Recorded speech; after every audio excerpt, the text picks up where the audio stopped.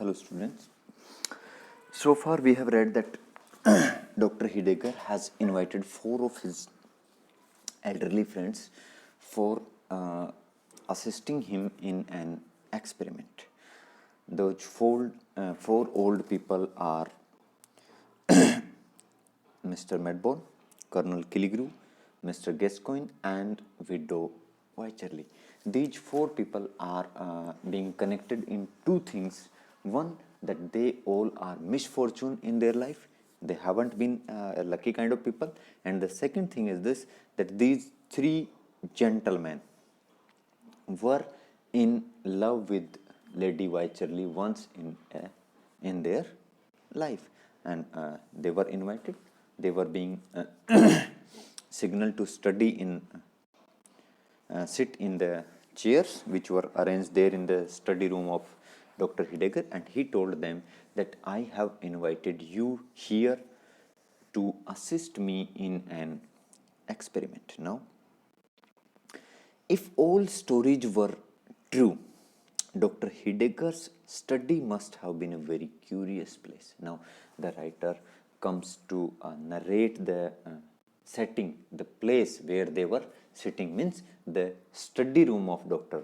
Heidegger. He says that if all stories were true, various stories which the writer have heard at times about Dr. Heidegger's study room, then his study must have been a very curious place. Then he says that this place, Dr. Heidegger's study, it is a very curious place. How? He narrates that it was a dim, old-fashioned chamber festooned with cobwebs and besprinkled with antique dust. Now, he narrates about the study room of Dr. Heidegger that it was a dim, old-fashioned chamber. Means dim means not well lighted. It was a dim means semi-dark kind of room it was, and it was an old-fashioned chamber. And it was festooned with cobwebs for decoration. The cobwebs are there at every nook and corner of this room, and it was besprinkled with antique dust. Means as we have lightnings, festoons, in place of them there were cobwebs, and as we have besprinkled the house with perfumes or some kind of incenses, in place of them antique dust. Antique means old dust, age old dust, means dusting has not been done for a long time there. It was also blowing here and there. Around the walls stood several oaken bookcases, the lower shelves of which were filled with rows of gigantic folios and black letter quartos, and the upper with little parchment covered duodecimos. Now, he narrates about the other things of the room, that all the walls of the room, they were covered with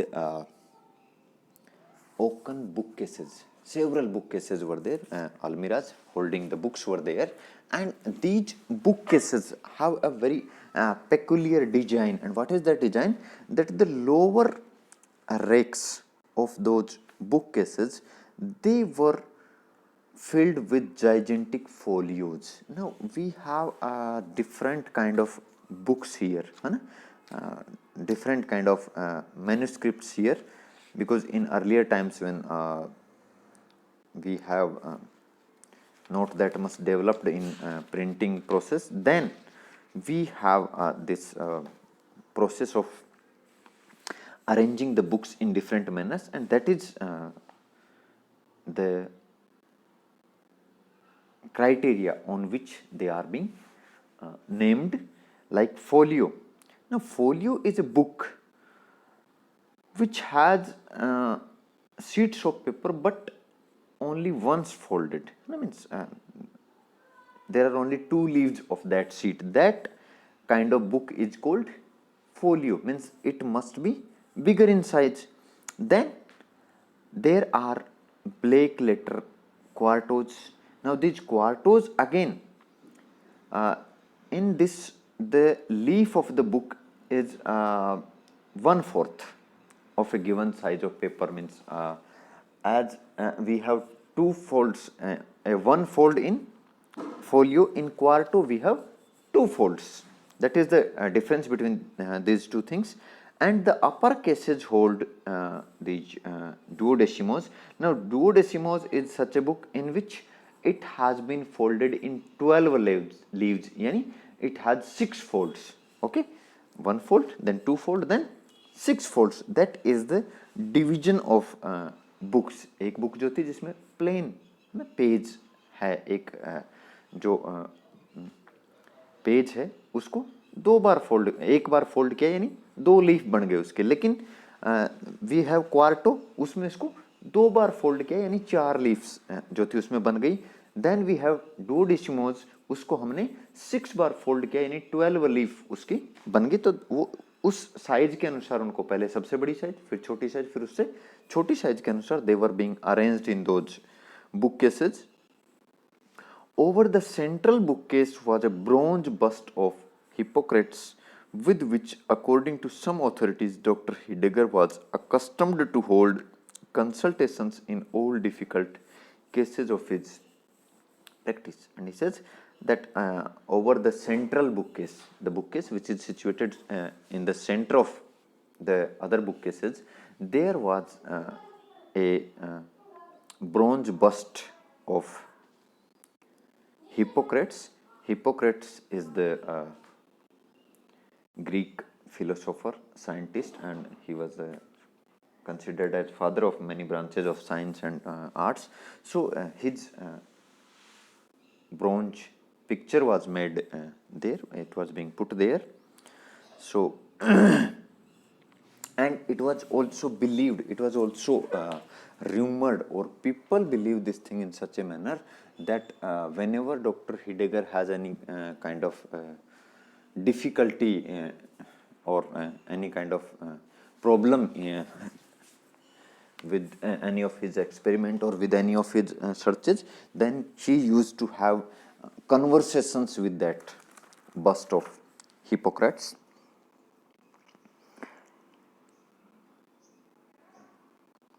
In the obscurest corner of the room stood a tall and narrow oaken closet with its door ajar, within which doubtfully appeared a skeleton. And in the obscurest corner, obscurest means that hidden corner, that far off corner of the study room, there was again a closet, and almirah is there, and its door are ajar means open, its doors are open, and among that door, what is visible, what is seen is a skeleton which was being put there, and it was a very dusty kind of skeleton. Between two of the bookcases hung a looking glass presenting its high and dusty plate within a tarnished gilt frame, and between the two bookcases there was a looking mirror was also hanging there on the wall, and it was very dusty, and the shining of the glass is merely visible within the gilt covered frame of the glass. Among many wonderful stories related of this mirror, it was fabled that the spirits of all the doctor's deceased patients dwelt within its words. And he says there were many stories, many fables, many rumors about this glass, and one such rumor, one such story among many other is this, that all the spirits of those patients who have died of Dr. Heidegger's treatment, their spirits hover there in that mirror.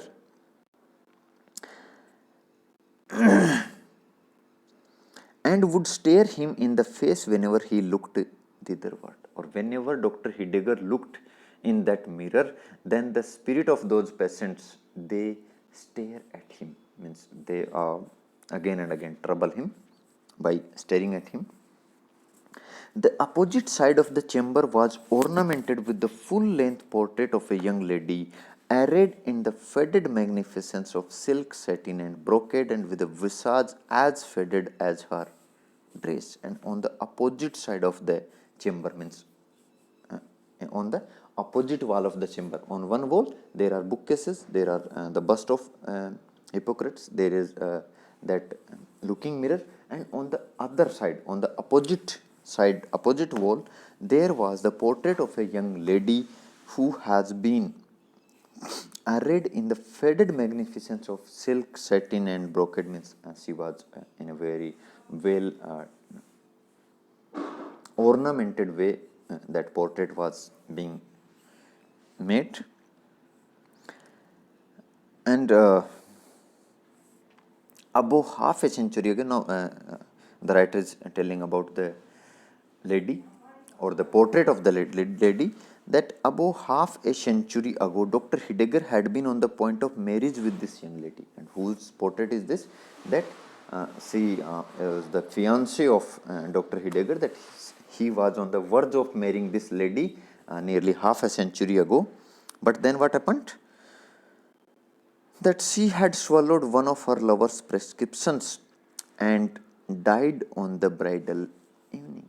But she had a slight disorder in her body, or any ailment she might be suffering, and her lover's prescription, means Dr. Heidegger's prescription. Dr. Heidegger has prescribed a medicine to her, and she had swallowed that medicine, and she had died on the very evening of her wedding. अपनी शादी से पहले वाली रात, शाम को, evening को वो मर गई. The greatest curiosity of the study remains to be mentioned. And he says, still there was a thing which is the most curious thing in this whole of the study. And what is that?